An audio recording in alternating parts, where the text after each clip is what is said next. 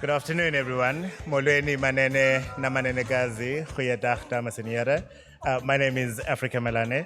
I was lucky enough to be in this magnificent building in October of last year when it was officially opened as D-School Africa.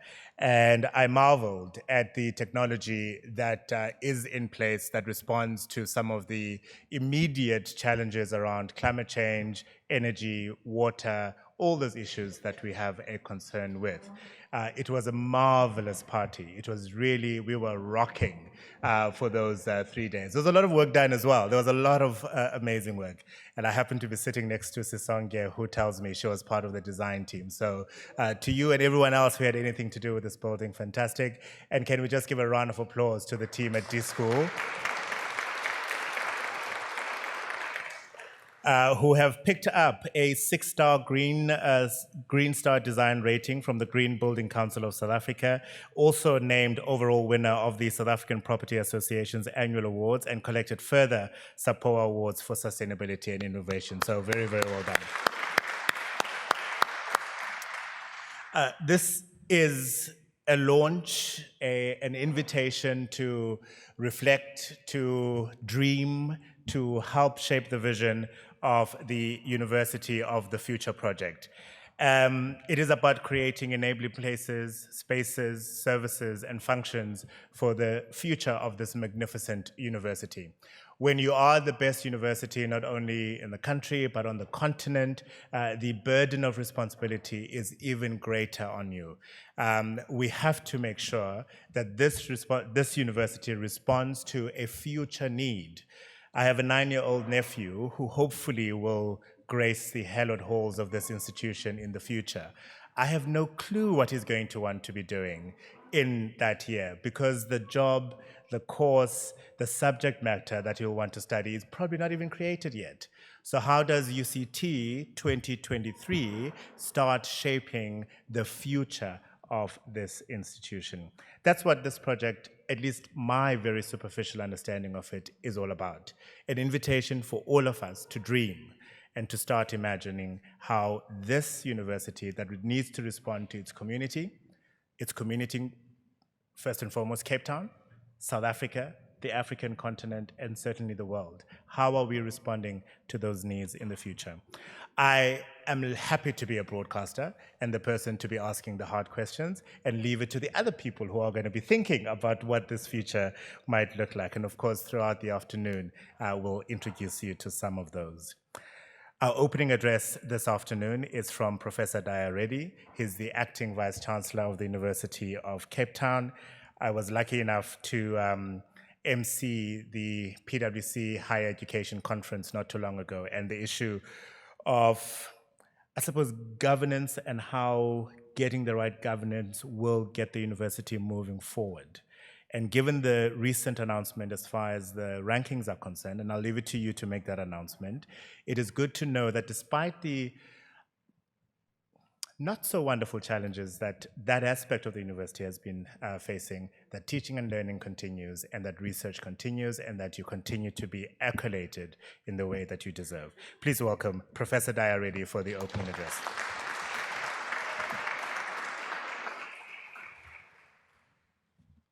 Oh, come on, he's paying for your lunch. More applause.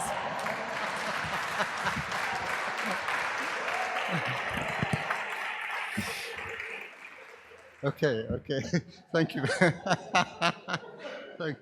Thank you very much, Africa. It's really wonderful to be here and to welcome you all to this this really wonderful event, at which we are going to be talking about a project that really is unique, and we'll hear some more about it as the afternoon progresses. So let me first of all acknowledge Trevor Manuel, former Minister of Finance, who's with us today, who will be speaking, members of Council, members of the University of the Future Steering Committee, the Chair, Professor Salome Maswime. We have our panel members here, alumni, academic staff, past colleagues, students, and I believe that we have a number of colleagues and friends who are joining us online as well. So really warm welcome to everybody.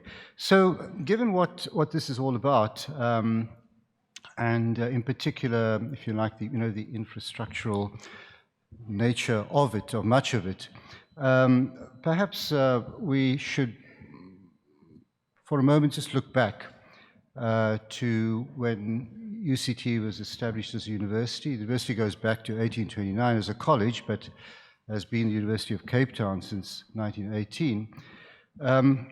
At the time, our founders looked very much to the north, to the global north, for inspiration in various ways, in particular with regard to the shape of our campus, of our university. They commissioned the architect of the original set of buildings to draw, in fact, on examples from some of the finest institutions around the world: Oxford, Cambridge, the Sorbonne in Paris, Harvard University in the US, and others. And we have those buildings, we still have those buildings today: the mathematics building, what was the arts block, now the AC Jordan building, the residences all around the plaza area. Beautiful buildings, which in fact are national monuments. And likewise, the curricula of the university, the approach to teaching and so on, were established along pretty similar lines. The idea being, in a sense, I guess, to replicate as far as possible the best institutions in the world at that time. So that was then, and this is now, and we have, for some time now, I think, moved towards a place and a position in which we certainly are proud of our achievements, of what we do as a university.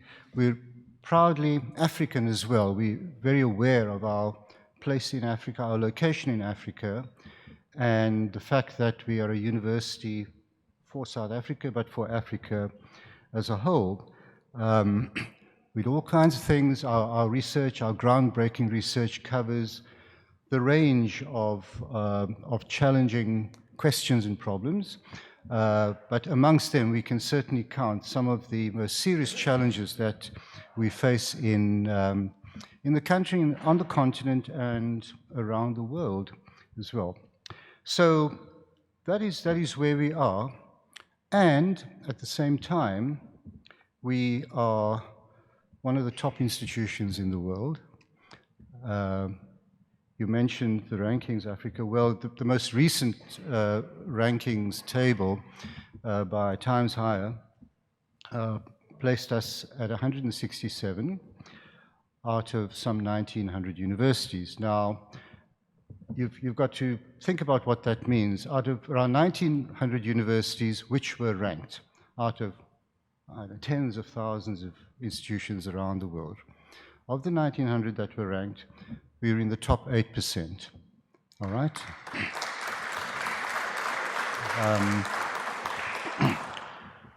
I think it's Oxford first this time. It's always Oxford or Harvard, Cambridge, tussling at the top, Stanford. And likewise, there are 5 or so different rankings exercises, and in all of those, we are certainly the top university in Africa and have the highest ranking within Africa or from African universities in those tables.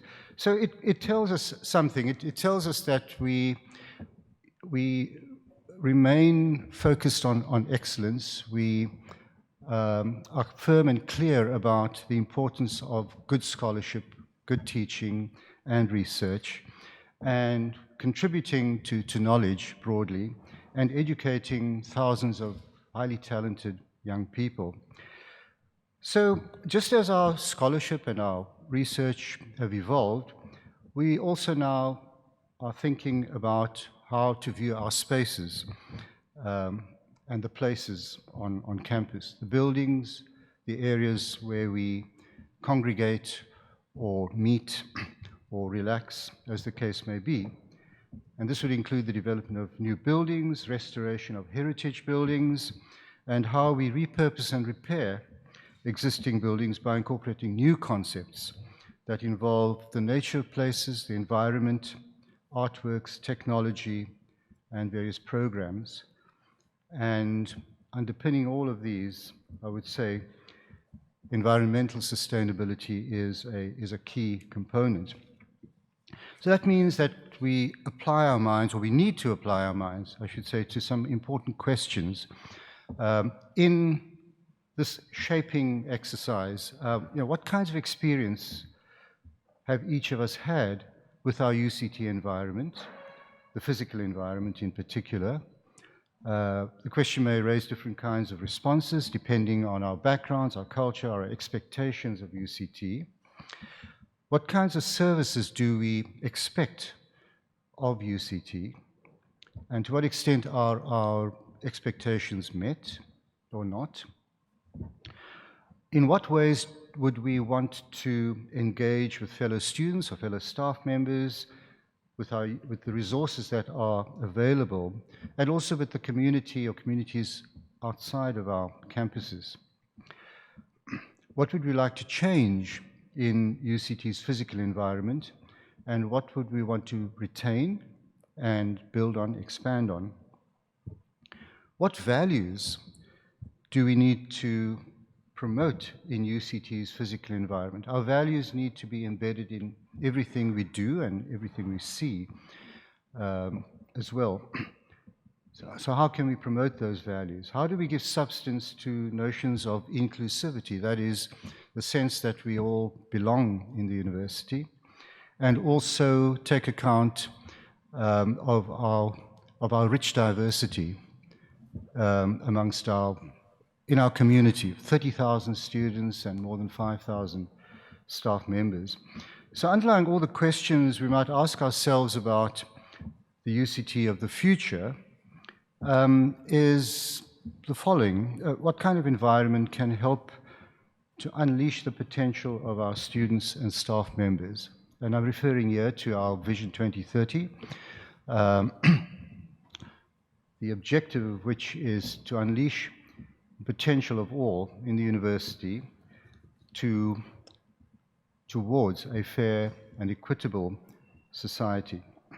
So not only in the work that we do, but in the kind of campus community that we want to be part of. A key component of the work of the university project is that of, well, co-creation is what you refer to. I like to think of it in terms of transdisciplinarity. You know, in the context of research and innovation, people talk about inter and multi and transdisciplinarity. And the distinguishing feature of transdisciplinarity is that in addition to an involvement of different disciplines, there is the involvement of different sectors that, you know, within the university, outside the university, civil society, government, and so on.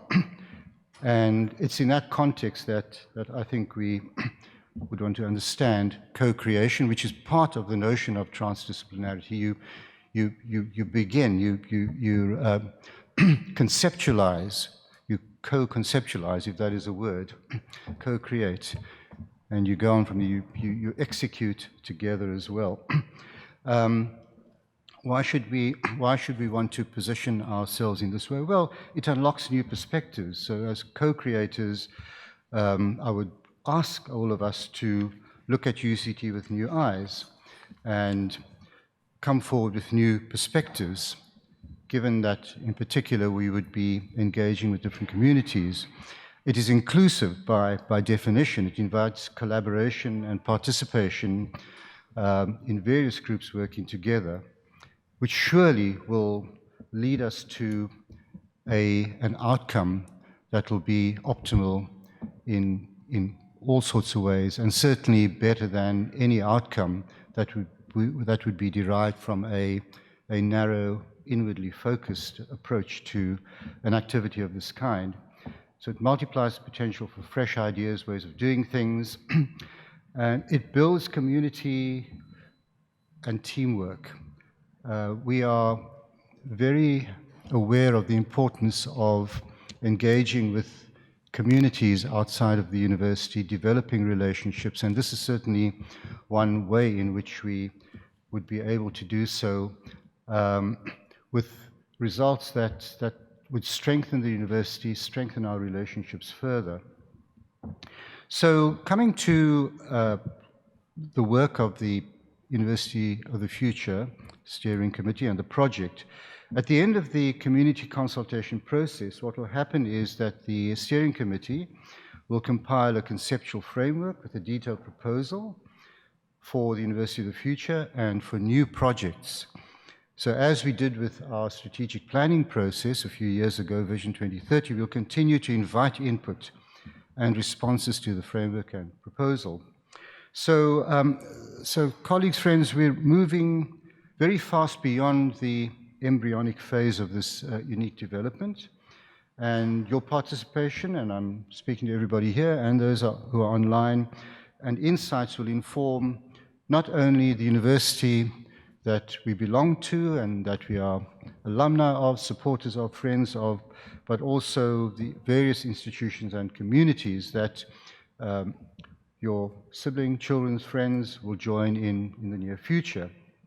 So this is a privilege we all share, and it's a sign of trust that we all depend on each other to serve the university that we love. Trust has to underpin co-creative work of any kind. So on behalf of the Office of the Vice-Chancellor, I do encourage you all to share freely from your own experiences at UCT and from your vast store of ideas. Ask what if questions to stimulate this discussion.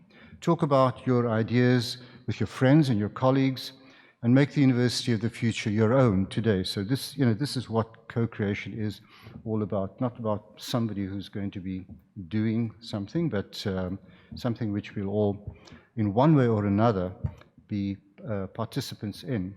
So I do invite you to submit your ideas by email. Well, it's future@uct.ac.za, but we'll send those details again by the end of this month, October. What will happen is that the committee will consider every idea, and then things are going to move. They'll select those for further development. These ideas, in turn, will be showcased at an exhibition early next year, before being taken to the next step, which is the resourcing step, taken to our, first of all, developed in the form of curated proposals, taken to our relevant Senate and Council committees, where ultimately they will be on their way and in due course see the light of day. I'll just say in concluding that another way you can show your support is by participating in UCT Day. This is tomorrow, the 6th of October. It's the 5th of October. Today is Wednesday. Yes. Thank you. UCT Day on Friday, the 6th of October, 2 days from today. Okay, turn up tomorrow. So we're celebrating UCT's birthday month and the spirit of excellence and innovation that we try to instill in everything that we do. But most of all, this is a day of celebration of who we are as a campus community. I've been asked to set an example by joining a team that will be taking on challenges in various special events. I've agreed to do this, but I do look forward to seeing you all there with me. So thank you very much.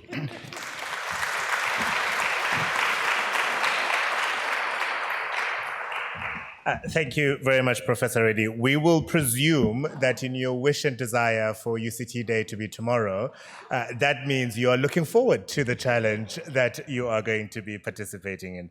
I know I will. Thank you for framing the purpose of this wonderful project. Thank you for the invitation, and thank you for asking some of the initial questions that hopefully will trigger some ideas. It is the University of Oxford that is at number one. followed by Stanford University in the US, Massachusetts Institute of Technology in the US, Harvard University in the US, and then University of Cambridge coming in at number 5. That's the latest, and of course 167 for UCT. Congratulations indeed.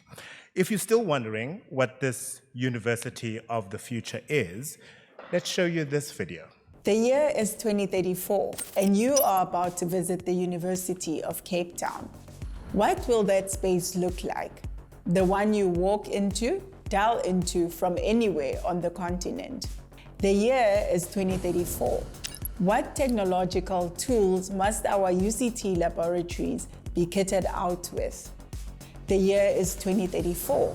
How will the Rondebosch, Mowbray, Observatory, Salt River, Waterfront, Philippi, Sandton, and the surrounding communities be benefiting from our UCT places, spaces, and services? Colleagues and students, it is my honor as Chair of the University of the Future Steering Committee and Project to invite you to consider these and other questions as we collectively work towards building our University of the Future. As Thomas Sankara said in 1985, we need the courage and extreme clarity today to invent our future. Our University of the Future must be an inspiring, transformative, and enabling space, a safe space, an ecologically sustainable space, a generative place, an excellent space, one from which our potential can be unleashed. We need spaces, places, services, and functions which will contribute towards a just, equitable, and engaging environment, one in which our excellent teaching, learning, and research will be experienced and delivered. Our University of the Future will be a fit for purpose and fit for our future. Join us on the journey towards our 2034 University, our University of the Future.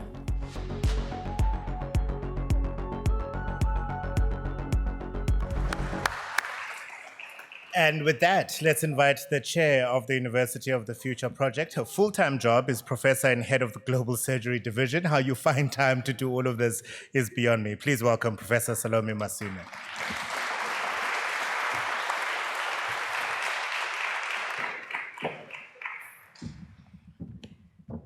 Good afternoon. I'm hoping that in this short time, I'll inspire you to help us think about what to think about as we prepare for this University of the Future.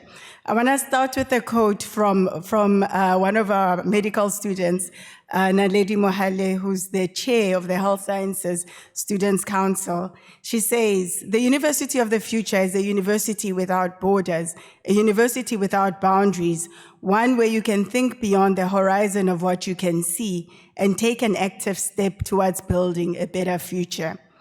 I want to welcome all of you to the special University of the Future staff and alumni event on behalf of the University of the Future Steering Committee. And I'd like to first recognize our interim Vice Chancellor, Professor Dyer, our former Minister of Finance, Mr. Trevor Manuel, Mr. Africa Melane, who's an amazing MC, Ms. Nomfundo Xaluva-Dyantyis, who will grace us with great music later this evening, Mrs. Yolanda Kuba, members of council, members of the executive, deans, members of the incoming and outgoing SRC, members of the convocation, Office of the Mayor, City of Cape Town, invited guests, colleagues, and friends of UCT. The University of the Future project is UCT's process of reimagining the future of infrastructure and services for teaching, learning, and research and transformation at UCT. It is a strategy and plan for the future of the campus and the academy as we ask, is our university fit for purpose and is it fit for the future? Why a University of the Future, you may ask? The landscape in higher education is changing, not just for South Africa, but for the whole world. As the #1 university in Africa, how are we navigating the change? There are 3 compelling factors that we need to think about today. Access to higher education. We have to prepare for an inclusive and sustainable university with more students, less space, less funding, whilst retaining our excellence in teaching, learning, and research. Number 2, The world is rapidly adapting to new ways of teaching, new technologies, new pedagogies, new ways of doing research with the influence of AI. And number 3, universities are increasingly becoming more socially responsive to become an extension of the communities that we are part of, becoming socially relevant and contributing to social justice is becoming part of what we have to do. So today we ask, how do we prepare for the change that is already happening? Should we build, refurbish, repurpose lecture theaters, laboratories, residences, sports grounds, transportation, parking spaces, or social spaces? Where should we start? Do we need new buildings to bring more students to the campus, or do we need new apps to keep more students at home? Should the device come to the university, or should the university go into the device? Open plan offices or private spaces, underground parking or high-rise buildings, build new campuses or sell some of our properties. These are all of the questions that we are asking. The University of the Future Challenge is an opportunity for students, staff, and alumni to submit ideas for new projects and concepts for infrastructure and services at UCT, and also to share your wish list, concerns, and experiences. It is a co-creation process together towards building the future of UCT. Our vision and mission as the University of the Future project is to create an enabling environment to unleash human potential for a fair and just society. The question is, what type of environment is required to unleash human potential? If we want to attract, retain, and unleash talent, what type of environment will it take? And have we created an enabling and inclusive environment at UCT to unleash everyone's human potential? Whose talent are we not unleashing? Secondly, what is a fair and just society? And have we created a fair and just society here? Will our graduates at UCT live with a sense of purpose, equity, and social justice? Universities have not often been fair or just organizations and have often represented the injustices of society. UCT, as the oldest university in Africa, started as a college for boys. A professor of chemistry convinced council to admit 4 women into UCT on probation in 1886. The rest is history. It was a bold decision by council to admit women at a time when education was not acceptable or accessible to women. History is filled with many such examples and track records of training the world's first, but it shouldn't just be about access and education. The unleashing of talent has to be about finding your passion, purpose, and talent.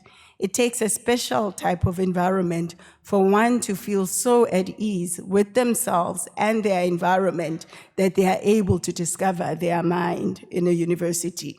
We all have a part to play in creating an environment that will ignite both the brain and the heart of our graduates to unleash human potential for a fair and just society. So as we look to the future, we have to think about the past, because to build the future we will have to transcend today's norms, standards, values, and rules. The University of the Future should find solutions to the world's greatest challenges and serve as a pilot site for new innovations and solutions to address Africa's biggest challenges. Tonight, we have the opportunity to bring together past, present, and future students and staff to hope and reimagine a better future together. So I want to thank the Interim Vice-Chancellor, the Chancellor, the Chair of Council, the President of the Convocation, the Acting COO and Executive Director of Properties and Services, the Chief Financial Officer, DVCs and Executive Directors, Deans and the SRC, and many other student leaders who have journeyed with us over the past few months. And a special thank you to Sarah Archer and Libum Senganapam for partnering with us in the UCT Day events, hoping this will also become an annual dinner for staff, students, and alumni to come to every year. In conclusion, we are not building a new university. We are planning a future together, a plan that will acknowledge the successes and failures of the past, the challenges and opportunities of the present, and the hopes and the dreams we have for our future at UCT. Thank you.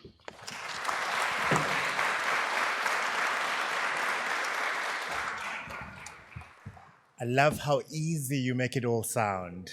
Those are some deep, deep, deep questions that you are asking, and I certainly wish you and your committee all the best in navigating those questions. Professor Reddy gave a very clear time frame and expectation, so we'll be watching, but certainly flood and overwhelm the committee with ideas. They're looking for those, and let's help answer some of those questions.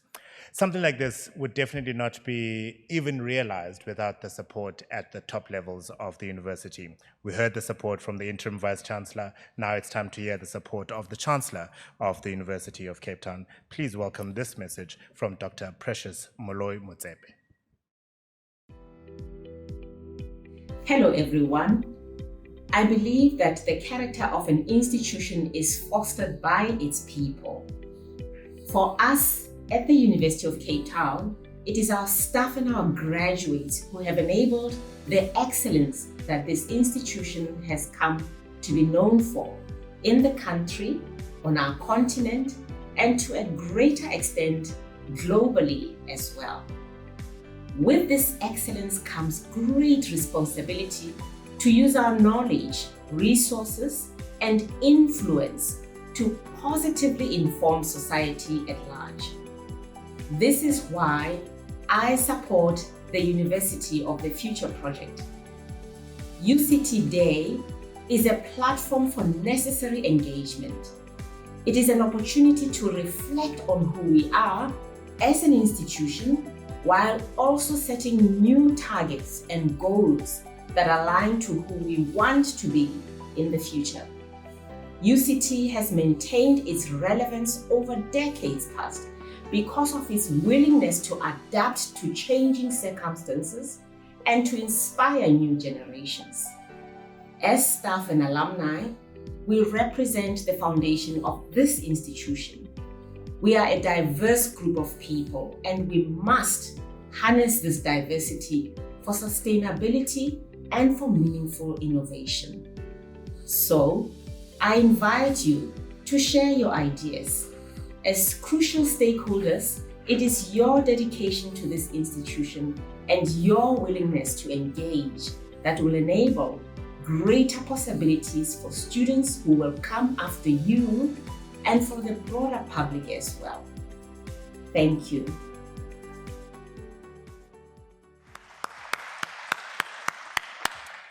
And we certainly hope that you'll accept the invitation from the Chancellor to be part of the process and the project. Now, our keynote address is from a man who is, yes, a former Minister of Finance, yes, a former Minister of Trade and Industry, Minister in the Presidency of the National Planning Commission, member of the National Executive Committee of the African National Congress, has chaired the Old Mutual Emerging Market since 2017. But the Trevor Manuel that I care for the most is a man who, after leaving the National Assembly, decided that he's not going to leave his constituency behind. He decided he'll continue to use his name, his profile, and his influence in impacting particularly on education of young people in his constituency in Mitchell's Plain as well as Khayelitsha. I've done some wonderful, great work with him there. This is the South African we need to celebrate. Please welcome on stage Mr. Trevor Manuel.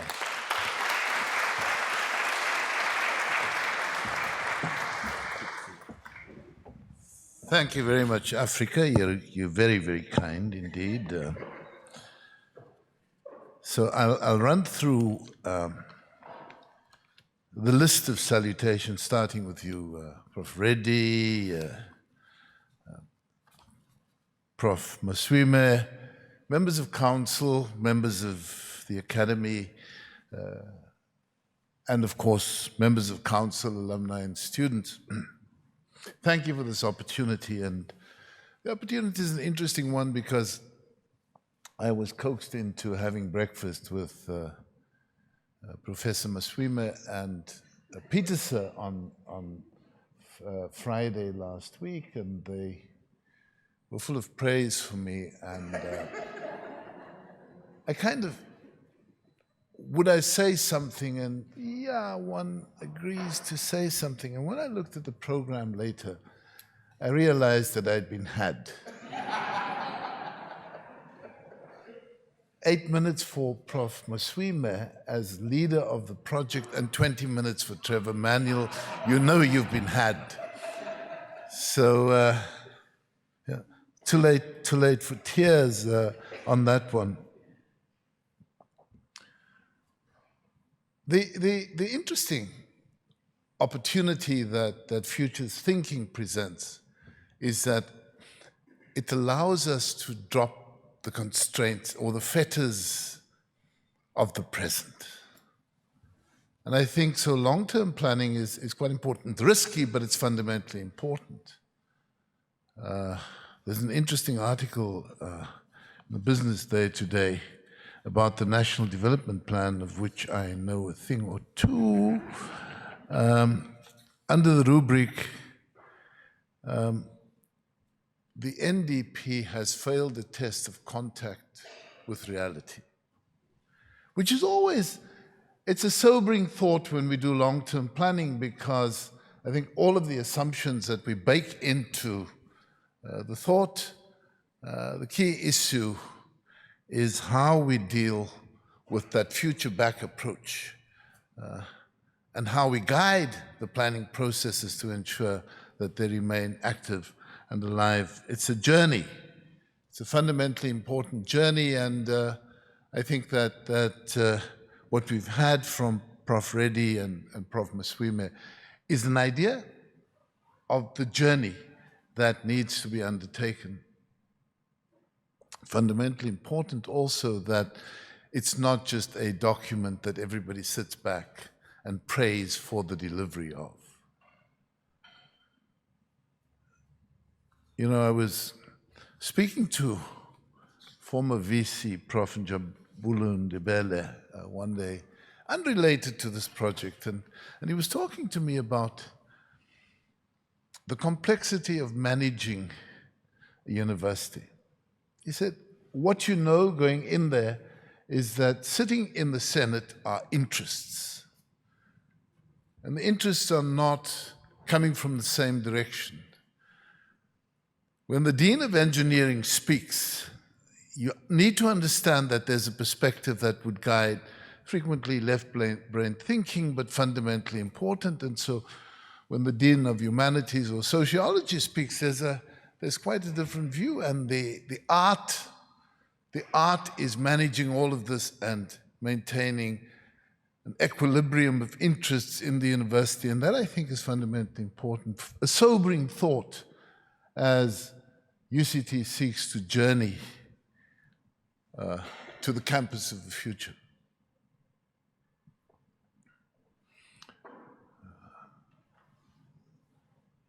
There's a head, Mornay Mostert, he heads up the Institute for Futures Research down the road at that other place, I forget what it's called. But he speaks about how people engage with planning, and he says it seems that many executives continue to make decisions, but not only based on the past, but even in the interests of the past or in its defense. So how does this speak to the campus of the future? It's a fundamentally important question. Because the truth of the matter is that universities are exceedingly slow to change. If you think of the fact that the idea of the university predates the Industrial Revolution, and then you look at some of these institutions that were mentioned here today as topping the rankings, you can go there and find that change is hardly ever present. A few years ago,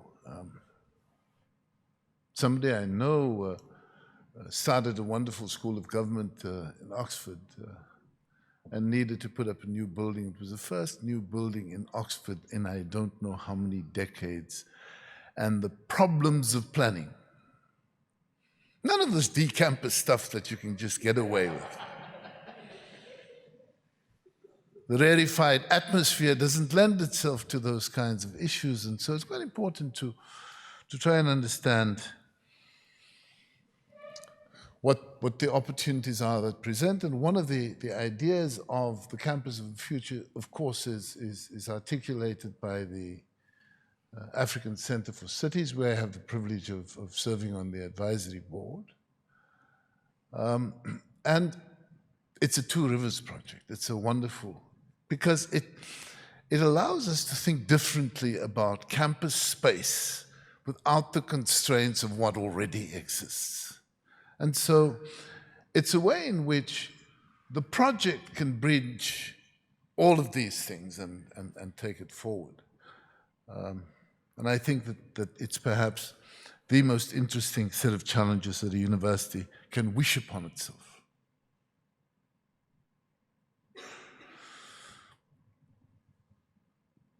So, I want to just highlight some of the parameters of what in my mind would be important as part of this process, unassisted by these very smart people like the prof who heads up the project steering committee. And the first of these parameters would be to revisit the existential question of why universities exist.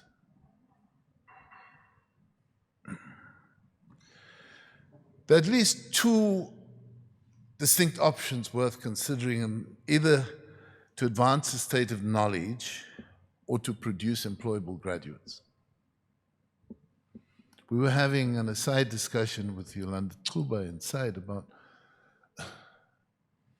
how people enter universities, what shapes their perspectives, what they respond to while at universities, and what happens once they leave universities. But while both of these objectives, the advancement of knowledge and the creation of graduates, need to be articulated, they clearly don't exist in mutual exclusivity.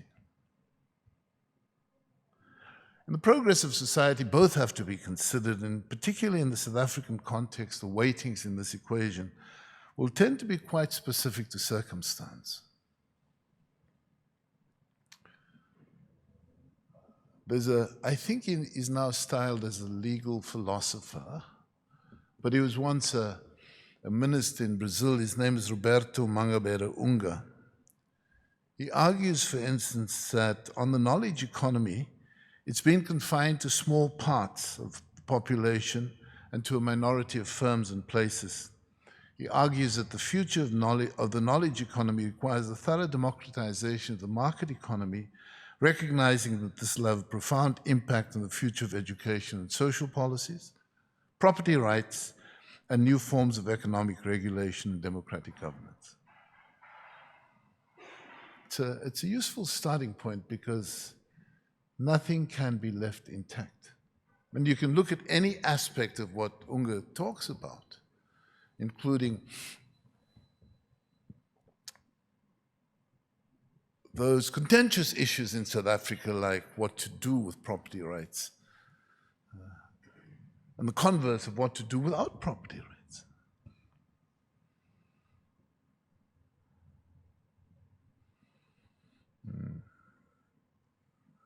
I Africa Milani's house, because one learns about how to cook properly in that house. So I'd like that house, and I'd like him not to have rights over that house. I mean, it's an interesting concept. You can just walk in and take it.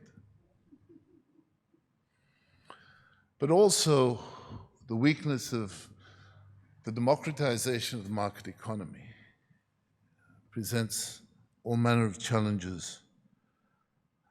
And democratic governance, and I'll return to in a moment. But surely, in the context, the University of the Future has to contemplate its own role in society, a society marked by the legacies of race and class, and where the development of knowledge is contained in available human resources and a schooling system that still de-emphasizes quantitative skills. Whichever way you want to look at this, however difficult it is to contemplate, the reality is that for the majority of South African children, and the numbers produced by Nick Spall and others confirm that the majority of young children in this country can't read for meaning by the age of 11, and they can't read for meaning. The idea that they can count for meaning is too far-fetched. And so, even as the race and gender of students at UCT changes, and it has changed very rapidly, it still is essentially the creme de la creme. I'm saying the University of the Future has to think of these realities and ask those tough questions as we proceed. The second broad theme, I think, is worth considering is that we now live in a democracy constructed in the main by the processes that led to the adoption of the constitutional order in 1996. The document, and especially its preamble, makes a series of commitments about the kind of society that we seek to construct. We recognize that these commitments exist in perpetuity. So when the preamble speaks of raising the living standards or the quality of life of each citizen and freeing the potential of each person, it's not something you do once and walk away from. It's a continuous and perpetual obligation to future generations. It's a commitment made, it's entrenched in our Constitution.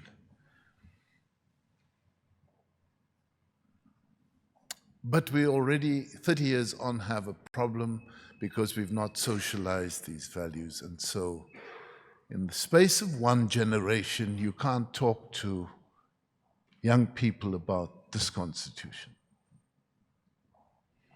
And if people don't understand it, they can't own it. And if they can't own it, they won't respect it. And if they won't respect it, it's easy to tear down.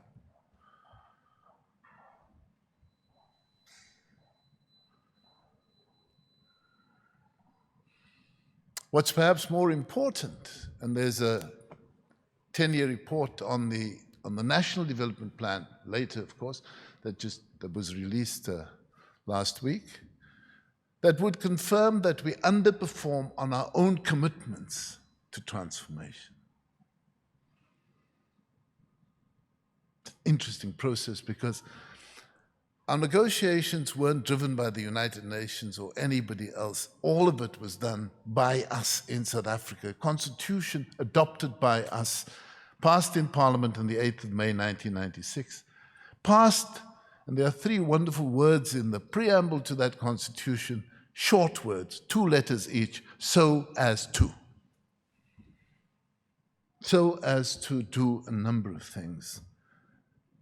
But a number of things that set the backdrop for the way in which we conduct democracy in our country.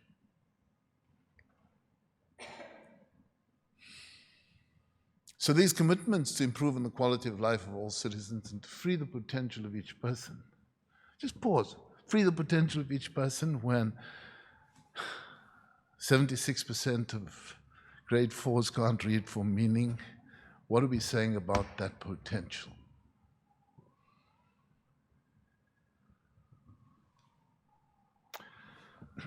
A few years ago, President Michelle Bachelet, she was then the president of Chile, delivered the Nelson Mandela lecture here at the Cape Town City Hall. And part of what she said, and I want to quote, we must update our democracies and not concern ourselves solely with what is left to do or what we have not done, but to take on the future in a more complex world. She went on, quote, "The political foundations to coexistence are no longer limited to the recognition of civil rights that were previously denied, freedom of expression, the right to vote in fair elections, the right to assembly. Economic growth, reducing poverty, and social protection policies for the most vulnerable sectors are essential, but still not enough. Nor is it enough that there's a growing middle class that has better access to education, information, goods, and services," unquote.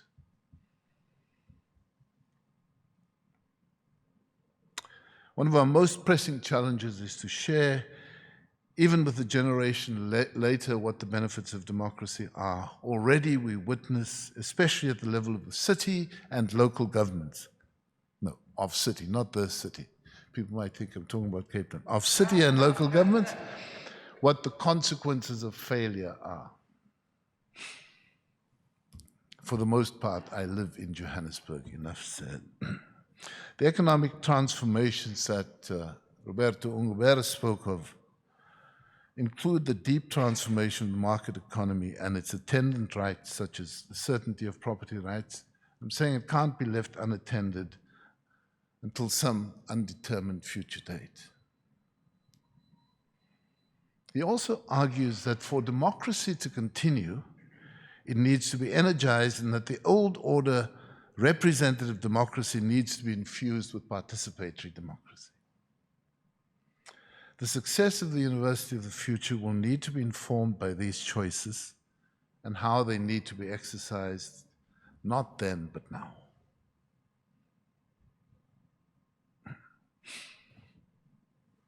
The third theme I'd like to touch on is the teaching and transmission of knowledge. Given the recent experiences of living through the enforced lockdowns occasioned by COVID-19, there's been a shift in the mind to working from anywhere. Included in this aspect of discourse, there are few aspects of the future of universities that may have to be, reconsidered in context. The short, incomplete, and in my view, incorrect approach is to propose that remote learning is the final answer. I want to suggest that we should also examine why knowledge reproduction needs to happen, for instance, through the tradition of 3 or 4 year degrees. Is there space for nano courses that would require an entirely different engagement and space utilization in universities of the future? So Ken Robinson, the renowned educationist, said of school education, I quote, "One size does not fit all. Some of the most brilliant, creative people I know did not do well at school. Many of them did not discover what they could do or who they really were until they'd left school and recovered from education," unquote. Ken Robinson, the late, says that of school, I submit the same holds true for much of university education. Well, in part, I suppose, because our schooling system so ill-equips young leaders for choice, young learners for choice, and tradition creates barriers to this innovation. However, there are a variety of responsibilities that fall within the domain of universities outside of the realm of didactics narrowly defined, including the socialization of young people by the experience of campus life. In South Africa, this aspect has to include the need to transcend the race, gender, and class divisions still present in the community, in families, in the schooling system. Then there is the opportunity to learn about knowledge and information and how to digest and impart these, including by means of persuasion. I want to pause at the point of persuasion because I think that student politics is in a rather parlous state in South Africa. And the ability to persuade and engage is actually severely constrained. And without that, the value of campus life, I submit, is severely diminished.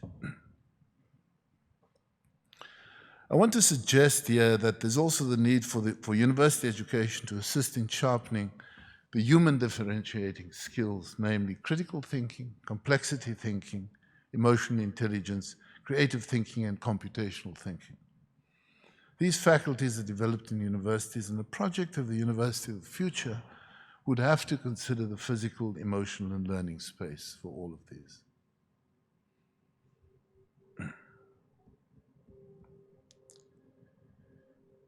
The fourth theme I'd like to touch on is financing. Not that I know anything about this. But I think it presents one of the most difficult elements of universities in the present and ostensibly in the future. What will distinguish us from those universities on the list that top the rankings is the size of the endowments.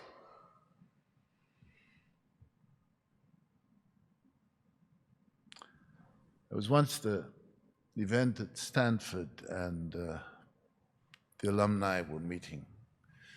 And one of the rather successful alumni had just announced a small gift of $70 million to the university. If you pause and reflect on the size of the endowments that these universities have, then I think we appreciate the nature of the challenge that a university such as UCT has. But what it does is that it has tended to depend more on resources of the state and fees to deal with what it must. There's been in the past, the recent past, the displacement of funding for research and specific university projects by the expansion of NSFAS. This creates particular stresses in universities. On the one hand, enrollment numbers have significantly increased, particularly for courses that new students can enroll for. And this phenomenon needs to be understood and will have an increasingly challenging impact on campus life as we know it.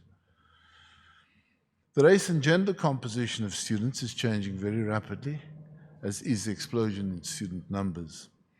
As against this, there is the need for universities to respond to demand.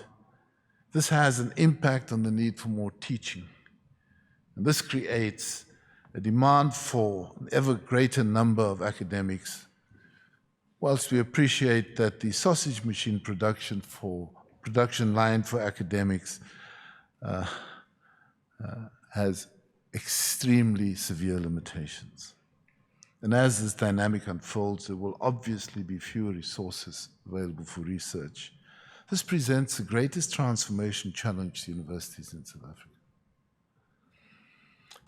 The University of the Future project will have to take this into account, as it is likely to be a feature of campus life 30 years hence as it is now. One of the very attractive features of the new campus at Two Rivers, as we chatted about the other day, is that it should be able to bring in some of the more successful or enterprising alumni, contracted not only to produce wealth and income for themselves, but also to remain joined to the university. I've seen this at Oxford and I've seen it at Stanford, and it is, when it works, it's incredibly successful. Broad view is that in South Africa, universities are happy to see the alumni go and to claim them as alumni without any reciprocal relationship. We need to think about these issues as we think about the future of the university. The fifth theme. Prof. Reddy, you will observe that I'm looking for more and more trouble as I go. Is the UCT geography.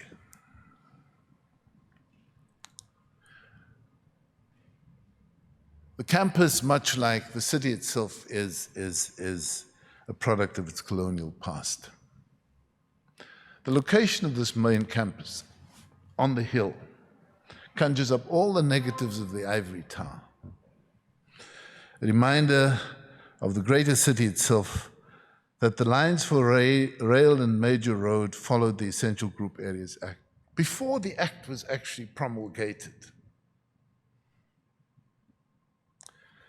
So much of this remains in place in spite of democracy. And the Campus of the Future project offers an opportunity to rethink parts of campus life and its proximity to living areas for the majority within walking distance.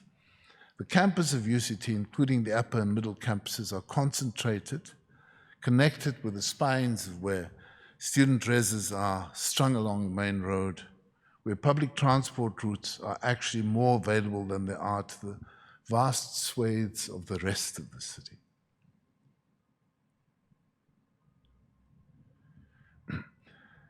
There needs to be a debate about various aspects of the university-built environment, including the gentrification by stealth.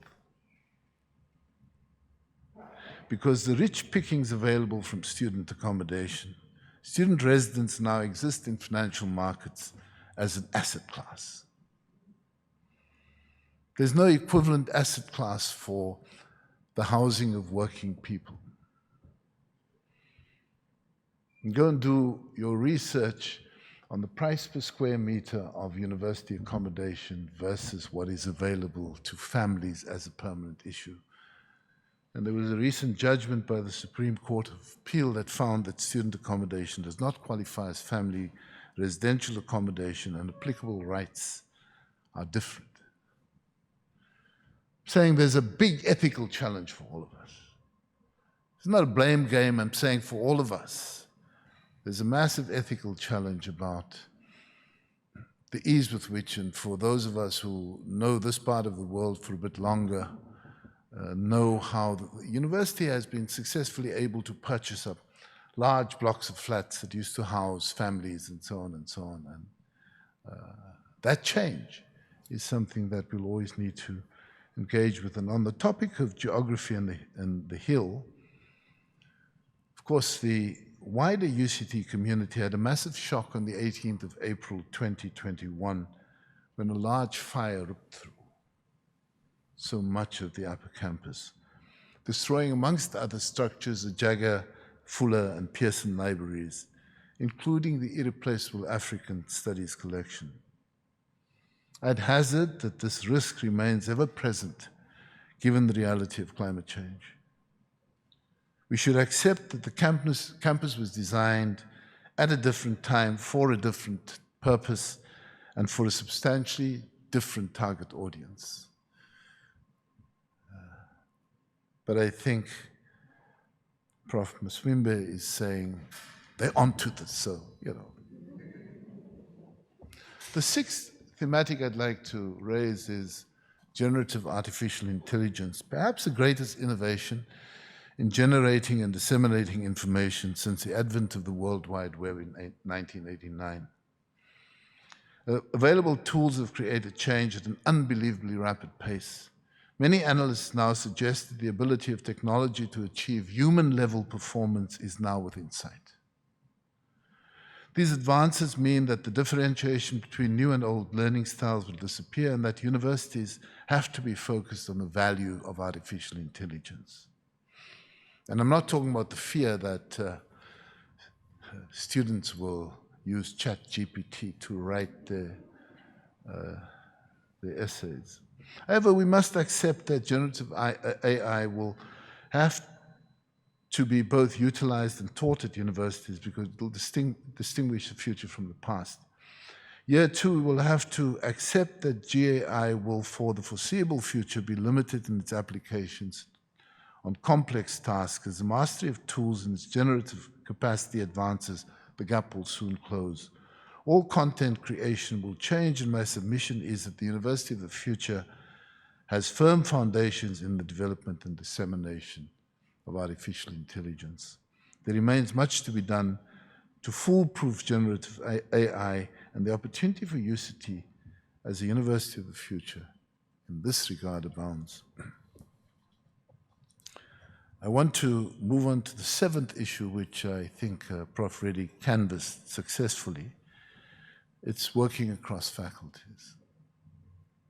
Universities tend to operate on models that are highly insular. This is indeed an interesting contradiction because of the interdisciplinarity of life. I hate to be the one to break the news that even students are whole people. It would appear almost strange in some instances to propose work across the traditional boundaries of faculties. Yet the accelerated pace of development in tech, including AI, and the sharing of knowledge, information, data, and experimentation, together with the complexity of issues and the time scale for results, requires new models for working within and between faculties and departments. Pause and consider the methodology and speed of responses required for vaccine development, or the technologies evolving developments in the field of hydrogen technologies, or in the fundamental impact of quantum computing on all aspects of life. Increasingly and initially, projects will force the collaboration, but into the future, integrated academic work and outputs have to become the norm. Network design and practice should develop into key norms that hold universities together. This needs to become a defining feature of the campus of the future and a distinguishing feature of the university's brand, I submit. Finally, I want to irritate our hosts a bit further by asking whether the monolithic organizational form that universities present will stand the test of time. Is this not the moment to rethink access and organization of the universities itself? What are the alternatives that we know of, and how can these lessons be applied to an institution that is actually far more set in its ways than it would ever dare to admit? Part of the impulses for intransigence are the traditions of this institution and the funding from those whose education ye endowed them with sufficient wealth to call the shots. Let me conclude by expressing appreciation for the opportunity to share this provocation with you this afternoon. I make no apology for offering no solutions. The idea is to stimulate a flurry of discussion, debate, and disagreement. The concept of the University of the Future appears to be one of the most fashionable, this is bad news, the most fashionable endeavors by universities across the globe at the moment. This undertaking can and should be distinguished by the meticulous attention to detail, by the clarity of the future back approach, and by the acceptance that the advances will be non-linear. I'd like to thank project leaders for their guidance, their determination, and their courage in taking on this project. Thank you very much for listening.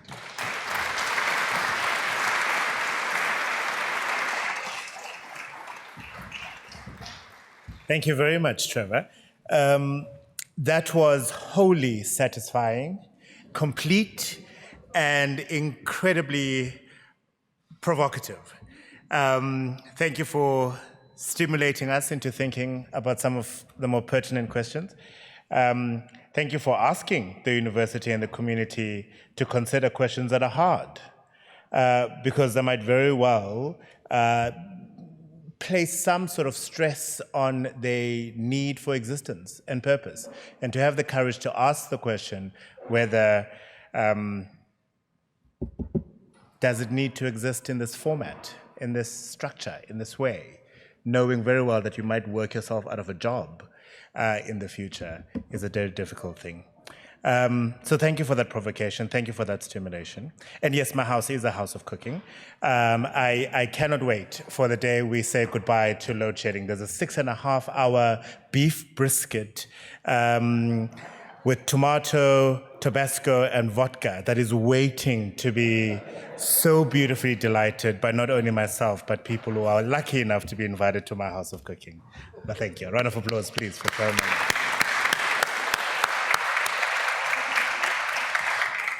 In a moment, we'll be inviting Professor Graham Figan to chair a panel discussion involving Professor Sue Harrison, Mr. Vincent Motolo, Ms. Kayleen Simpson, Mr. Mukhtar Parker, Ms. Diana Yach, as well as Ms. Yolanda Kuba, in really going into grapple with some of the provocations, the questions, the invitations we've been asked to ponder on and consider. But before that, and for a teaser and for a taste of what you can expect later, please welcome on stage a multi-award-winning jazz vocalist, a composer, an educator, an alumni of UCT, has released 2 albums under the Universal Music Group. She moved thousands of people at the Cape Town International Jazz Festival by her vulnerability, her sincerity, and her ability to connect with human heart. Please welcome Nomfundo Xaluva-Dyantyis.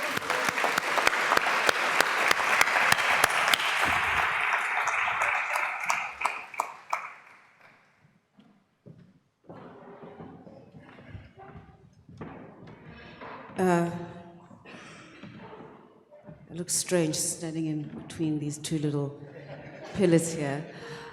Just before I sing, firstly, thank you so much to Prof. Maswime for inviting me. I think it's really great to be a part of this event, and as Africa very correctly mentioned, I am an alumni of the University of Cape Town, but also now I have the pleasure of teaching as a senior lecturer at the music school, and so the idea of the University of the Future is really quite close to my heart, and I just wanted to say this to the university and to the committee as they formalize or as they kind of ideate around this idea of the future, to not leave the performing artists and the arts behind, that we need to be a part of this conversation as we move forward. Thinking about UCT as being home to certainly the best jazz school in the continent, and also being an export of some of the greatest operatic voices. We've got UCT alumni who grace opera stages around the world. And so when we think about what this university looks like in the future, as the age of digitization is going so quickly, we're streaming as opposed to buying music, where does that place us as a university in the way that we teach the performing arts? I'm going to sing a song titled Bayathetha, which means the people are speaking. And I'm thinking about this song in relation to what has happened at the university and around the university community over the past 12 months. The song is about the fact that no matter what you do or what you don't do, that people will always speak. And the second verse goes on to say that Bayathetha, bazintoni, what do they know? This idea that people who know the least about a situation will often be the ones who opine about it the most, right? But then the bridge then sort of saying, ndimhle, ndiyintombi enesidima, and this kind of affirmation that I am beautiful. And I kind of dedicate this particular song to the university to say a lot has been spoken about the university, a lot of it spoken by people who know very little about what happens in the university. But I invite you in the bridge of the song to kind of think about the fact that we are a beautiful institution nonetheless, and that the only way we can really respond to all of these things is by being great, because no matter what you do or what you don't do, bayathetha, they will speak. Enjoy.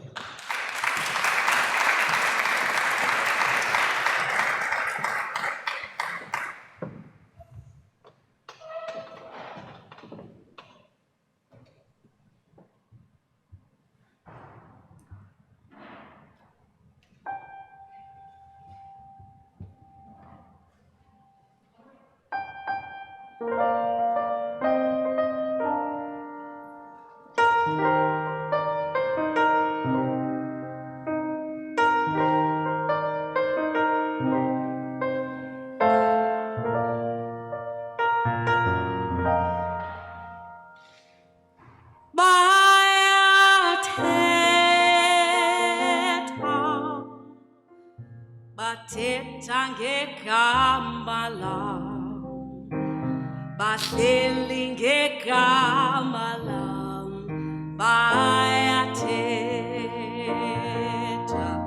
bayathetha,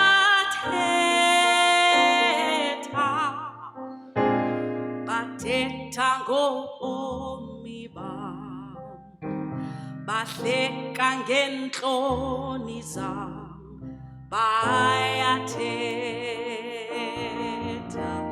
basintoni,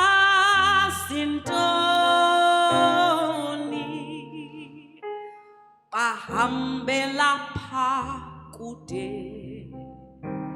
bothetha kude kuse bazintoni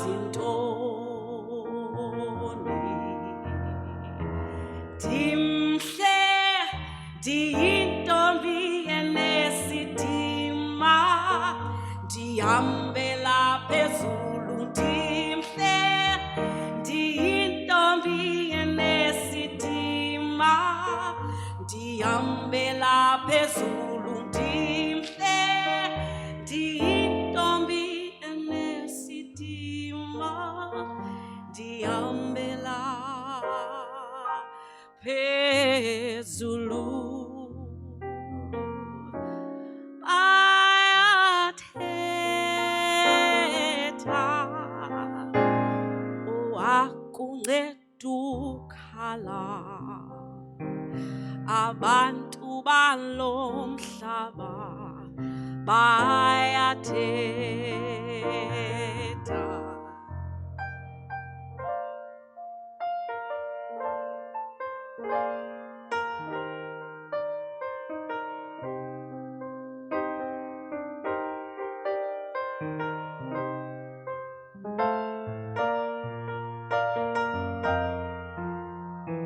Dimhle ndiyintombi enesidima ndihambela phezulu ndimhle ndiyintombi enesidima ndihambela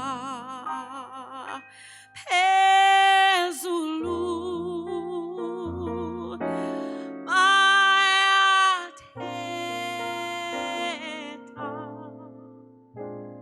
owakunceda ukhala abantu balo mhlaba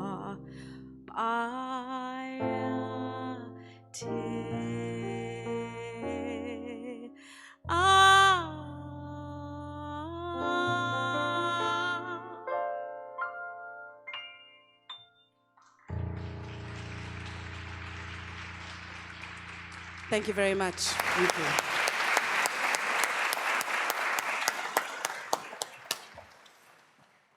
Who is it that said one good thing about music, when it hits you, you feel no pain? And just to reiterate your point that the arts needs to be included in whatever future conversation, without music, life would be a mistake, one said. Thank you.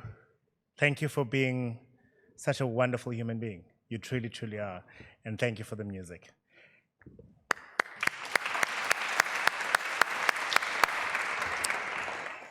And of course, we'll get more from her in a band a little bit later. So here's looking forward to more. Graham, I'll hand over to you now. Graham is the director of Neuroscience Institute, a professor and head of neurosurgery, chairs, is at the Mauberger Chair of Neurosurgery, and he's on a steering committee and chair of events and communications with the University of the Future Project. Looking forward to your conversation. Please welcome Professor Graham Figan.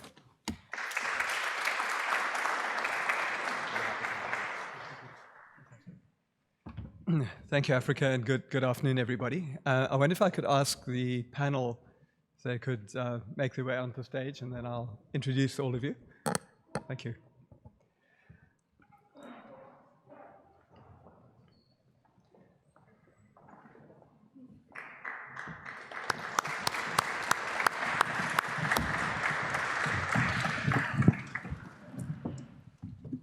So that fabulous keynote speech we had by Minister Trevor Manuel spoke about an equilibrium of interests, and I think we have an equilibrium of perspectives here in the panel that we have to talk about the University of the Future today. So just to acknowledge Mr. Einayach, who's not able to join us today, but just to introduce everybody from right to left, and then we'll get on with the panel discussion. So first up, we have our finance person, so Minister Vincent Motolo, who is the Chief Financial Officer at UCT, probably an even bigger challenge than running the finances of the country. So Vincent is a Chartered Accountant, Registered Auditor, Chair of the South African Institute of Chartered Accountants, and great to have you on the panel. Thank you, Vincent. Next to Vincent is Ms. Yolanda Kuba, who is Vice President, Southern and East Africa for the MTN Group. Yolanda is also a UCT alumnus, and that's the capacity in which she's joining us today. One of the youngest ever CEOs of a JSE-listed company at the age of 29, recognized as CEO and Business Personality of the Year by multiple platforms over a 20-year working experience. So thank you so much for joining us. Next to Yolanda is former Professor of Chemical Engineering and now Deputy Vice Chancellor, Professor Sue Harrison, DVC for Research and Internationalization at UCT since 2019. So Sue's portfolio includes advancing both the research quality and quantity across the university and its broader impact, and I'm sure we'll hear more about that, enhancing UCT's African agenda, internationalization and research partnerships, growing and transforming the postgraduate sector, and oversight of interdisciplinarity. So no doubt we'll hear more about that. So thank you, Sue. And then yet another UCT alumnus, Ms. Kayleen Simpson, who is currently manager of the research branch of this city of Cape Town, the team that provides base socioeconomic data for all city departments and supports research on all the challenges that our city has faced over the past few years. And Kayleen holds not one but two master's degrees from UCT, one on urban food security with environmental and geographical sciences, and one on urban infrastructure design through engineering in the built environment. Right, and then last but not least, and in fact the person who will start our discussion, Mr. Mokhtar Parker, who is currently Executive Director of Properties and Services, but also has taken on the role of Acting Chief Operating Officer of the university, a very seasoned Executive Director with extensive experience in the corporate sector, holds a BCom in accounting from the University of the Western Cape and a master's degree from Atlanta in the USA. He was very passionate about developing and implementing innovative strategies, and as you'll hear, played a very important role in the genesis of this University of the Future project. So just to maybe make one or two initial introductory remarks myself, one of the things that I found most extraordinary about this whole project is the extent to which it's really been inclusive and has really welcomed everybody from across the university community. And I think one of the reasons for the success, as we heard earlier, it's been supported really from the very top of the institution all the way through, which has made it, I think, exceptionally diverse in the range of perspectives. And to quote one of the deans from a faculty board that we presented at, who described it as one of the most exciting projects that they'd ever encountered in their time at UCT, which is really saying something. So I think we're really part of a very exciting and dare I say, generative process. So Thomas Sankara, as Salome quoted, invited us to have courage and extreme clarity. And we have a panel today that has some very, very valuable perspectives on this notion of the University of the Future and great clarity of thought. So I'm going to start with Mokhtar at the end there. Thanks. So Mokhtar, somebody who played a very important role in the genesis of this project. Do you want to talk a little bit about the origins of the notion of the University of the Future? Sure. And what that's going to mean in terms of the big picture for UCT? Thanks, Graham.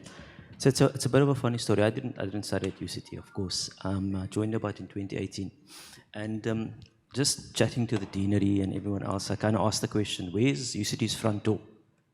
Where's the welcome center?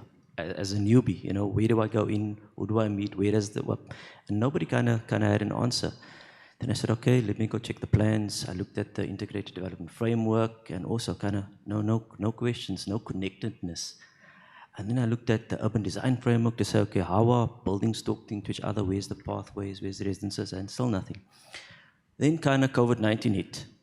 And all of a sudden, all our thinking was accelerated to that degree where the University of the Future was born. Where I said, look, let's have a view of, look at the entire institution from a community perspective.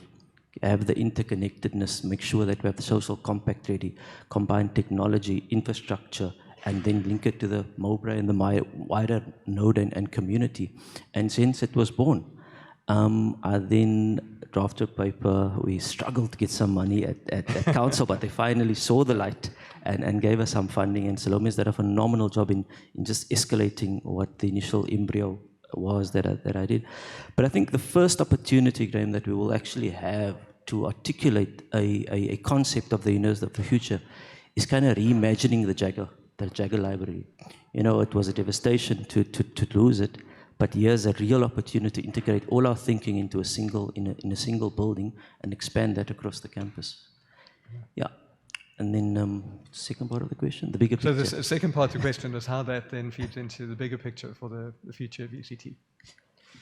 Yes, so the bigger picture of the UCT, in my view, was urban regeneration, ultimately. Yeah. You know, looking at UCT as a microcosm of the bigger South Africa, the bigger Western Cape, and looking at the various stakeholders, looking at the students, you're looking at the community, you're looking at the staff. If I look at the students, I would love to give them an experience from application to graduation and kind of everything in between. Talking about facilities, digitization, you know, making sure they have a lovely experience on campus, etc. And also from a throughput perspective, you know, it will certainly help making sure that people get through the university much faster and on time and with concrete support. You know, look at it from a staffing perspective, it's flexibility. Flexibility of working, where you can work, how you can work, you know, leadership, and also give them a sense of self-ownership. Because if you're distance working, you have to own what you have. Then from a community perspective, I think as the largest property owner in this node, I think we have a duty to make sure that we support the infrastructure around the area, you know. And finally, for the alumni as stakeholders, you know, this is an iconic building. We won significant awards, and I think there's a sense of pride for the alumni to look back and see, okay, funds are being really, really well spent. We're winning accolades, and there's a concept and a future for the university 30 to 40 years hence.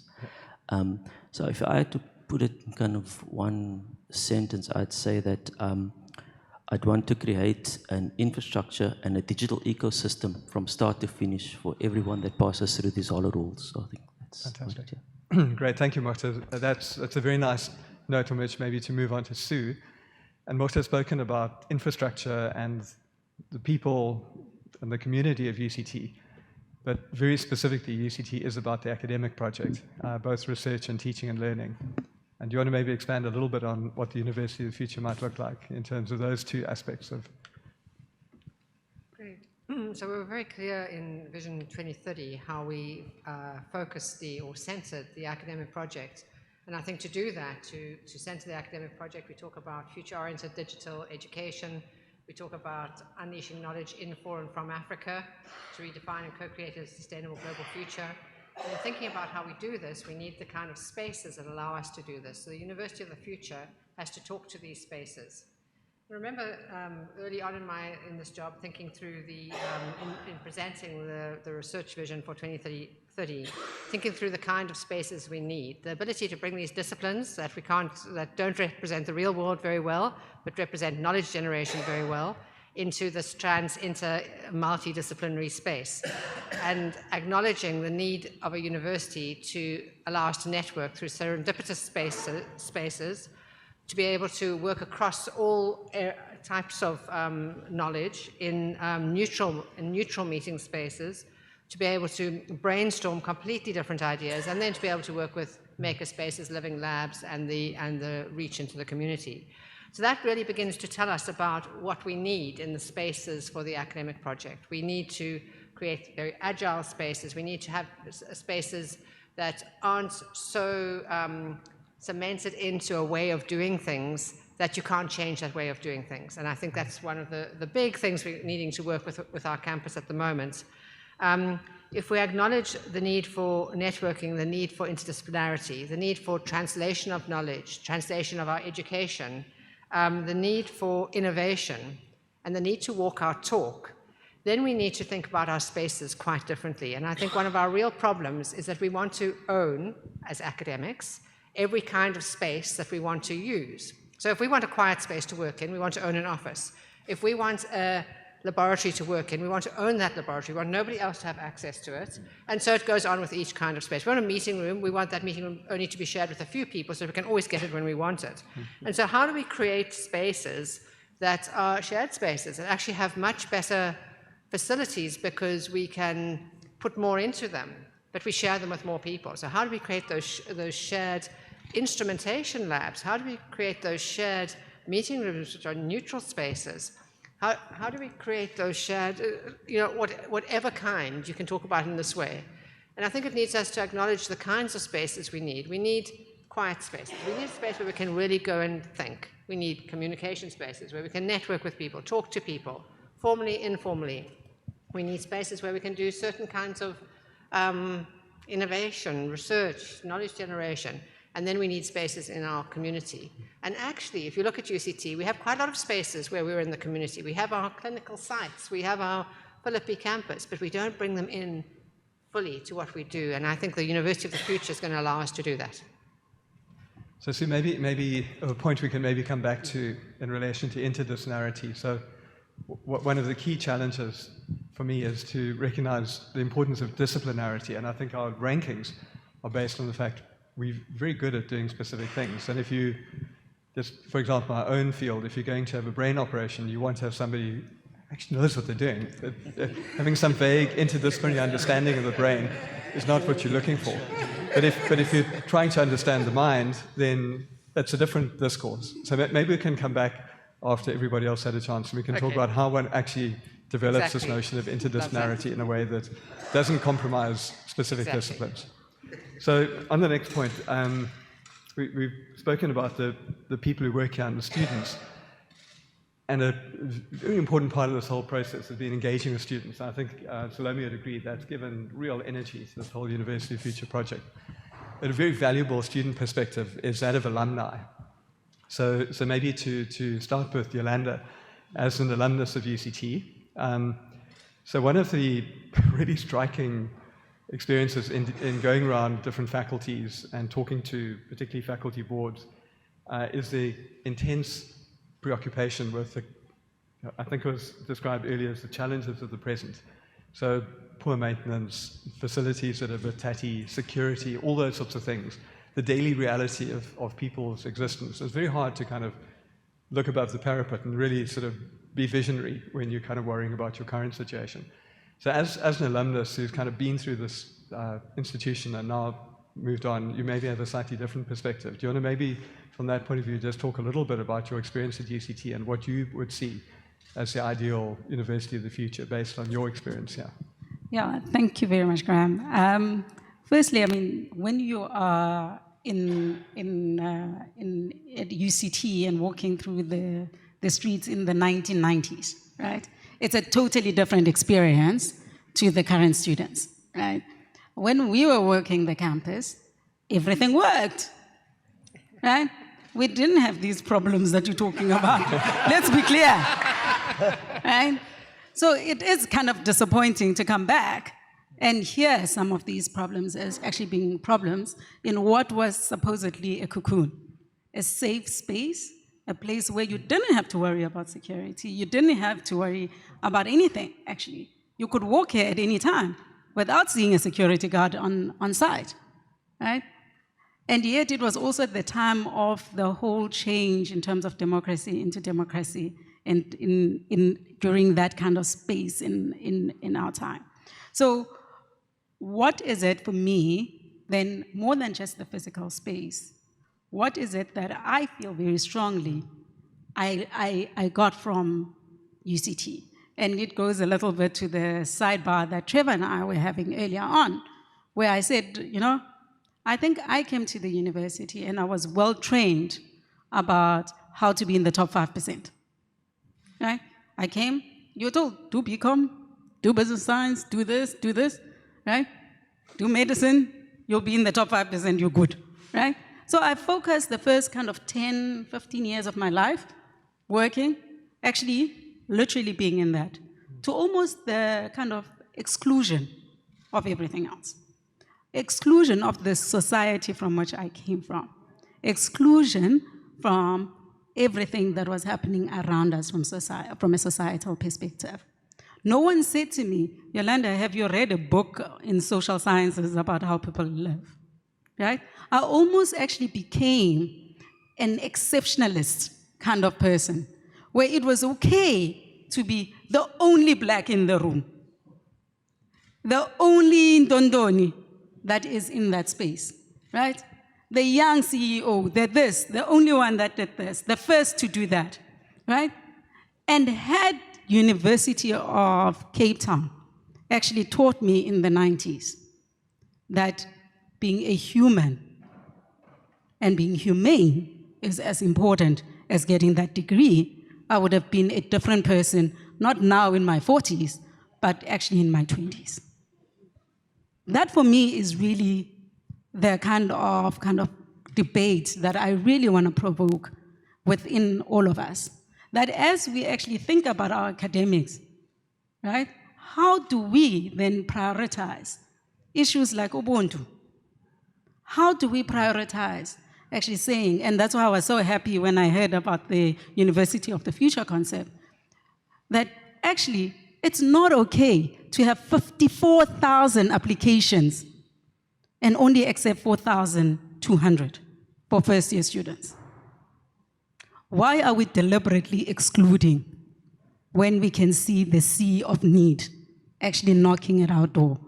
So for me, that's really what I really would want to see more of in terms of the University of the Future, is how do we start actually saying our prosperity is not devoid and is not to the exclusion of, and is not mutually exclusive to the prosperity of the society in which we operate, in the society in which we want to prosper from.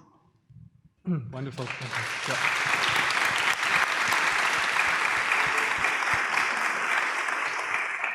Thank you. That's a very powerful description of the social responsiveness role that our university needs to play. Maybe first time later we can also come back to your particular area of expertise in information communication technology, and because that's clearly another very important facet of where the future is going.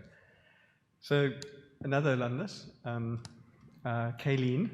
So I've been at UCT quite a long time, and this has really been the first time I've consistently seen recognition of the fact that UCT is actually in Cape Town, and that there's a city around Cape Town, and there's a whole organization of the city of Cape Town that university engages with. I'm sure that happened behind closed doors, but it's happened very explicitly, I think, through this process. Could you talk a little bit about maybe what that could mean for the future in terms of collaboration between the city of Cape Town and perhaps local government authorities and the university? Sure. Thanks, Graham. So I don't think there's any city in the world that wouldn't look to its universities for an element of its comparative advantage. Yep. And it's because of the innovations that come out of disciplines. It's because of skilled workforce that comes into the marketplace. But I think what strikes me the most is of this process and the value of it for the city is that UCT as a major player in shaping culture and identity for Cape Town. And the fact that this process, this University of the Future, isn't a copy-paste from other universities. You know, it's not a modernization exercise. It's not tech utopian. It's asking some of the hardest questions we have of our time, and I think it's resonating across sectors. And certainly, you know, when I see the honesty that's questions are being grappled with, the doing the hard yards of reframing questions. Giving us new words to describe our experience as a city, our challenges. I think it's incredibly inspiring, and from a government perspective, we're taking a lot of encouragement from it. And I think we're on a similar learning journey when we think about some of the practicalities of space optimization and repurposing. And I don't know if Richard's here tonight, but Richard Perez was one of the innovators 10 years ago in the city, and one of his legacies was an innovation room in the Civic Center. And, you know, hearing what Sue was saying about the desire to protect your space. So this innovation room was one of the first collective spaces where any department could come and you know, it had agile, colorful furniture, even the odd beanbag. So it was treated with some suspicion, I think, by most municipal officials. Yeah. And now, 10 years later, coming back after COVID, a lot of more comfort using Skype. we've seen that space that was given up begrudgingly for collaborative spaces, for deep thinking, collective problem-solving spaces have become the core, and that dedicated workspace protection, dedicated parking space protection that every director, every manager felt was their role to protect, that's really fallen away, and it struck me at the speed at which that space prioritization has changed. Yeah, so definitely a lot of shared learnings, I think, across the two. Yep. Yeah, thanks. Fantastic. Thank you, Kayleen. So I think, Mukhtar, maybe later on we can come on to the notion of space and how one can reconfigure that. And what you're describing is perhaps not a complete relocation of the ivory tower into the city, but breaking down some of the barriers between the ivory tower and the hill and the city of Cape Town. So thank you, Kayleen. So Vincent, I saved you for last. And the reason for that is, having heard all these amazing ideas and the very powerful drivers of this University of Future project, it clearly is going to need resources. And if one starts the conversation by talking about the resources, inevitably that kind of constrains one's thinking. But having heard all this, I mean, as we've heard, just looking to the state to provide is really not going to be the solution. So perhaps you could share with us some of your thoughts as to how we can really enable this wonderful concept, the University of the Future. Thank you, Graham, and thank you, Landy, for switching on my I thought it was switched on. And Graham, what one must appreciate, it's the fact that when one thinks about the University of the Future and having to deliver on the University of the Future, there's complexity to it. And it's a complex task that one is confronted with. So in that complexity, I think what is key for us to understand is that as much as we want to secure it and help Salome in realizing this dream, is that it's not a project by itself. That project is ongoing. I believe in order to secure, safeguard the future, we need to take care of today. And at our university, we are doing that. And how do we do that? It's in a form of resource allocation. That resource may be in the form of finances or otherwise. You mentioned earlier, and Yolandi also mentioned, the issues of maintenance. If we don't take care of our current infrastructure, there's no tomorrow to take care of. So quite key to this is that we must take care, Mukhtar, of our current infrastructure, and that becomes key. And in our resource allocation, that is primary, because it's about protecting the academic project. Of course, Graham and Trevor would know that the government does not have money, right? We have not been able to collect the revenues that we want to collect, so that remains a major concern. As a public university, we are heavily reliant on subsidies to run our day-to-day and also to develop or improve our infrastructure. So this calls for innovative ways in way we can approach this, and will require a multifaceted approach in terms of thinking about these strategies. And I was very encouraged when I listened to Trevor touching on the finance aspects, and some of it I will touch on. I think key to them, and I'm just going to mention 4 of them, which I think are quite key and things that we can do, and some of them we are already doing as a university. I think private-public partnerships are key, and that collaboration would allow us to leverage on ways that we can improve on our spaces, our infrastructure. A great model, Mukhtar, through you that we are working on, it's with regards to student housing, where we're looking at lease to own. And it's a great project in terms of us as a university, help us increase our capacity in terms of our bed space. But within that is that as a university, because of a limited financial constraint, we couldn't do it by ourselves. So looking at the private sector and partnering with private sector is enabling us to think about that. And again, thinking about that university of the future. The Vice Chancellor spoke about fundraising, and I think what is key about fundraising is that it has to be targeted. It can't be just any fundraising. What we're doing on Friday the 6th, UCT Day, is that there are clear objectives in terms of what needs to be done on that day, and largely we're raising funds in terms of our student debt. And if you think about it, that's a key factor in terms of our cash flow as a university. If we're not able to convert that debt into cash, there is no university of the future. Salome, you'll be cash constrained to realize that dream, and we want you to succeed. So that is very key, and also what our stakeholders are interested in as we do this fundraising efforts is that there must be accountability. There must be transparency. We must be able to come back and say, we said we're fundraising for this, and this is how much we have fundraised and how we've actually utilized that. Trevor, alumni engagement, that is absolutely very key that we do that. And we can't isolate our alumni, I agree. I think there's a great potential there. Our alumni are ambassadors and are very fond of the university, as you can hear from them. And we should leverage on that in terms of resources that they can bring into the university.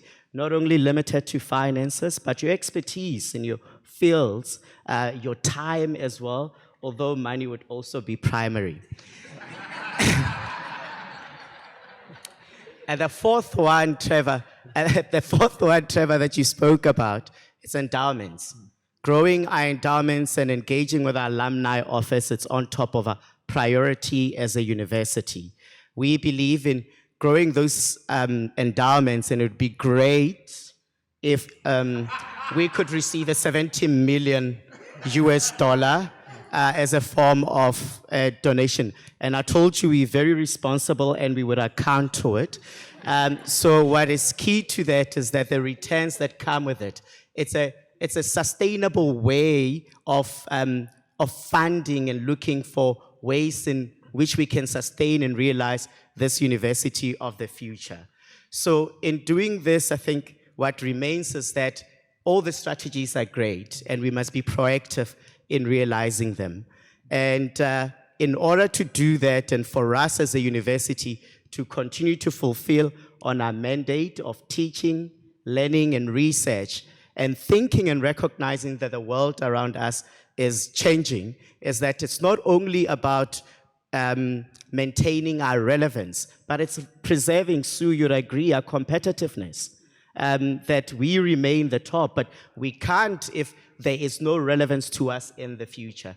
So I think that the University of the Future project enables us to think and reimagine ourselves, and not only just about the future, but what we can do now, Salome, as we continue to provide education and think about education should continue to be seen as a beacon for hope and progression. Thanks, Graham. Well done.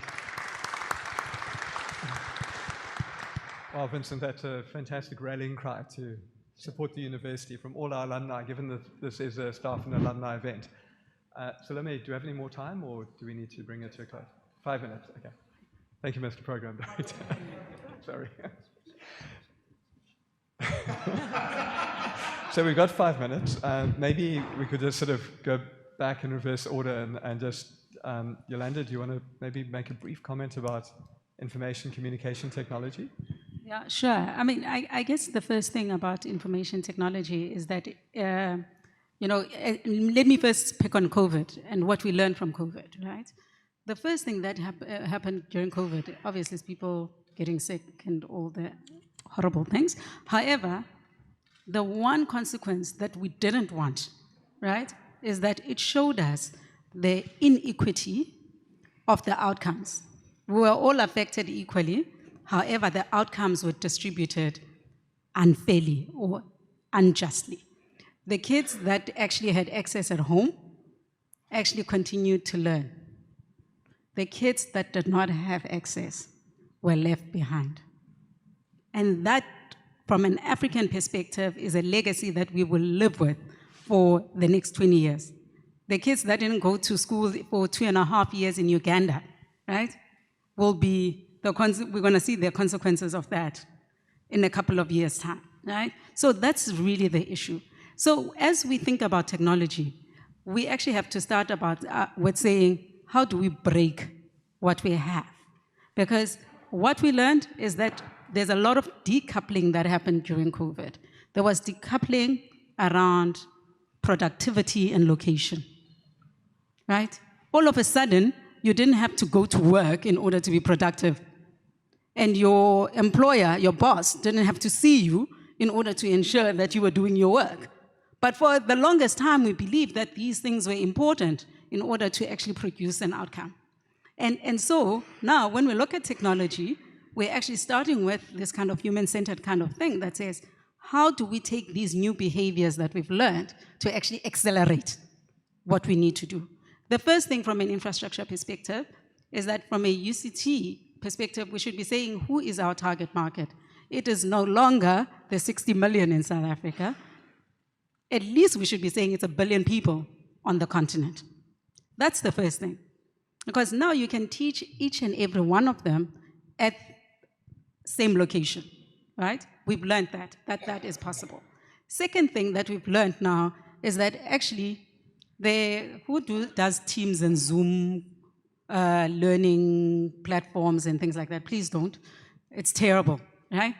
I spent some time at Harvard Business School last year, and in the program that I attended, it was meant to be 8 or 10 weeks, but the first 3 or so weeks were all online. However, I have never felt so engaged online, right? Because they've taken the time to actually understand what is happening. So what is happening now with learning, with real learning, is that it's become a theater of learning. It is not someone with a screen and just talking to you, right? There is an entire production team that sits behind each class. There is a master of this, there is sound in this, there is an engineer for this, and so on. That's what makes it captivating for 3 hours, right? And these are the things that we then have to say, how do we use the optimal technology for the outcomes that we're wanting to actually see? And therefore, how do we 10x what we can do? So when we have application for 54,000 students, we accept 54,000 students. We don't actually start by saying, how do we not accept 90-odd% of the people that have applied? So for me, those are the things that are happening. On the connectivity side, right? In South Africa, we're lucky. We have 90% smartphone penetration on the technology side. So everyone has a device, and they've got access to the internet. However, when I look at the rest of the continent, which is where I operate, right? We're sitting with countries like Rwanda, Zambia, and so on, that are not too far from us, that send their children here, by the way, a lot of them do, right? And they're sitting somewhere between 25 and 35% smartphone penetration, which means that we are still underpenetrated, even as we talk about what the university of the future actually looks like. So when we look for these partners with our alumni and other people, corporates and so on, we actually have to look to solve the infrastructural challenge. Right now, I think the World Bank worked out like we need $100 billion to close the infrastructural gap in the whole of Africa, right? So how do we partner for the change that we want to see in order for us to 10x and accelerate what we need to be able to see? So there is lots of elements in technology that will help. I'm not going to go through generative AI, what's going to happen in the next phase of technology and so on, because technology is there to enable our thinking. Our limitation is not the ability to get what we want. It is the limitation of thinking. And I'm hoping that this kind of what is happening today actually starts unleashing that potential of saying, how do we think beyond the constraints of the 4 walls that we sit in order to actually reimagine a new future? So that when we participate as alumni, as coerced and forced, there are 2 finance people here that are coercing us and forcing us, from Trevor to Victor here. When we participate, right, we know that we are creating a real future that will really impact the whole of Africa, not just South Africa, not just Cape Town. So that's how I would think about how we can enable, how can you use technology to really enable the kind of future that we want.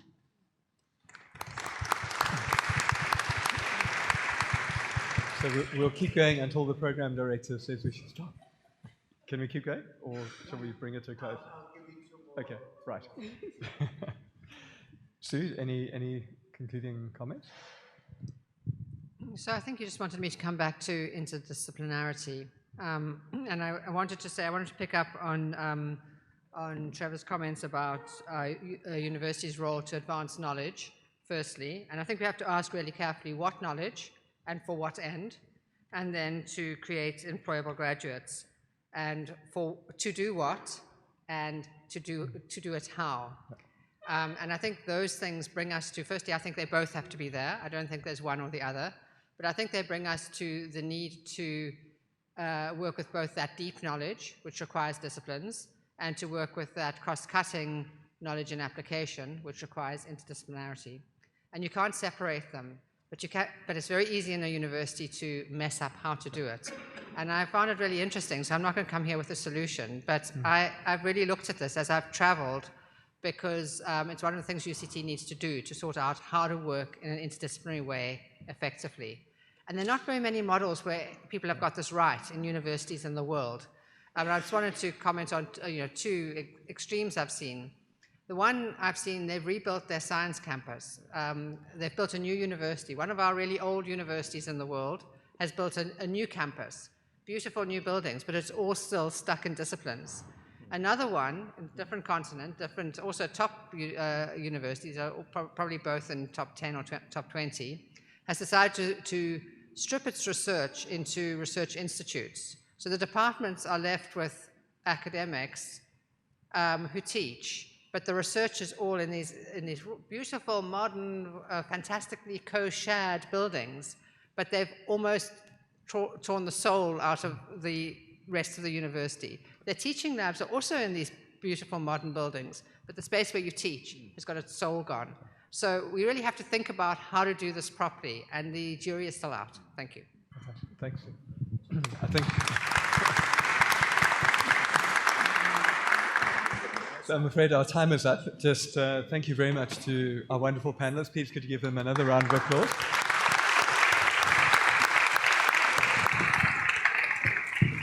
Thank you very much. And thank you to our program director.